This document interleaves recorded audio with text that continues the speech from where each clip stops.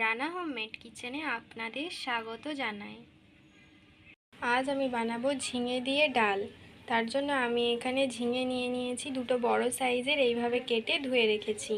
আর নিয়ে নিয়েছি 100 গ্রাম মুগ ডাল। তাহলে দেখে নিন আমি ঝিঙের ডাল কিভাবে রান্না করি।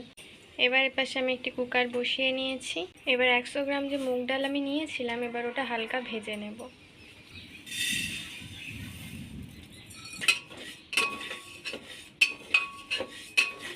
যারা যারা আমার চ্যানেলটিকে আগে থেকেই সাবস্ক্রাইব করেছেন তাদেরকে অসংখ্য ধন্যবাদ।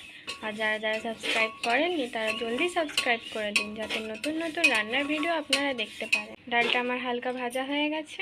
এবার ওর মধ্যে পরিমাণ মতো জল দিয়ে দিই।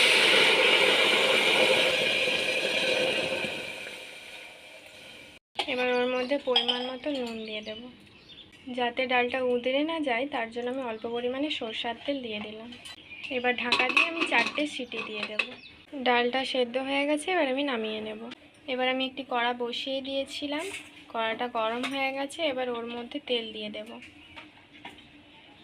আমি এখানে রিফাইন তেল দিচ্ছি, আপনারা চাইলে এখানে সরষের তেলও দিতে পারেন।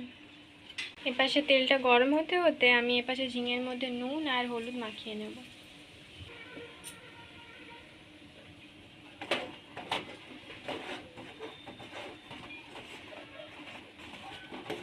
মাখানো হয়ে গেছে। এবার এপাশে আমার তেলটাও গরম হয়ে গেছে। এবার ঝিঙাগুলো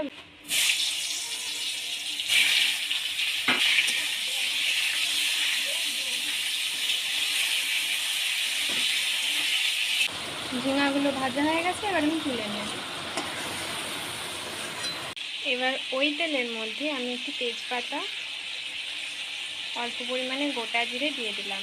এপাশে জিরেটা ভাজা হতে হতে এপাশে আমি একটি মশলা বানিয়ে রেখেছিলাম। এর মধ্যে আছে 2 চামচ আদা বাটা, 1 চামচ লঙ্কার গুঁড়ো, 1 চামচ হলুদ গুঁড়ো, 1 চামচ জিরে গুঁড়ো আর 1 চামচ ধনে গুঁড়ো। আর জল দিয়েও রেখেছি আমি। এবার এটা ফেটিয়ে ওর মধ্যে দিয়ে দেবো।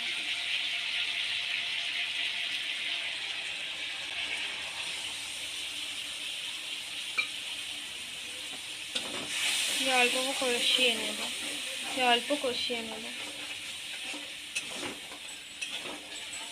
এই রান্নাটা সম্পূর্ণ নিরামিষ। আপনারা বাড়িতে অবশ্যই ট্রাই করবেন আর খেয়ে কমেন্টে জানাবেন কেমন লাগলো। আপনারা যদি আমিষ খেতে চান তাহলে এখানে পেঁয়াজ আর রসুন ব্যবহার করতে পারেন। এবার ওর মধ্যে ভেজে রাখা ঝিঙেগুলো দিয়ে দেব।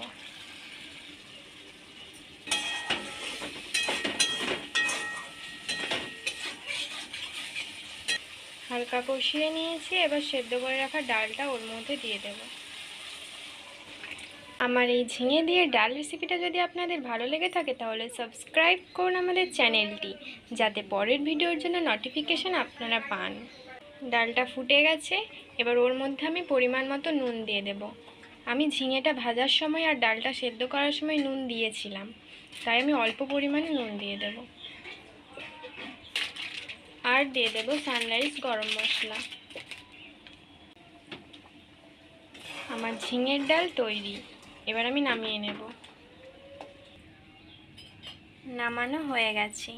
দেখতেও যেমন সুন্দর হয়েছে, গরম গরম ভাতের সাথে দারুণ লাগবে খেতে। তো আপনারাও বাড়িতে বানিয়ে খান আর আমিও খাই।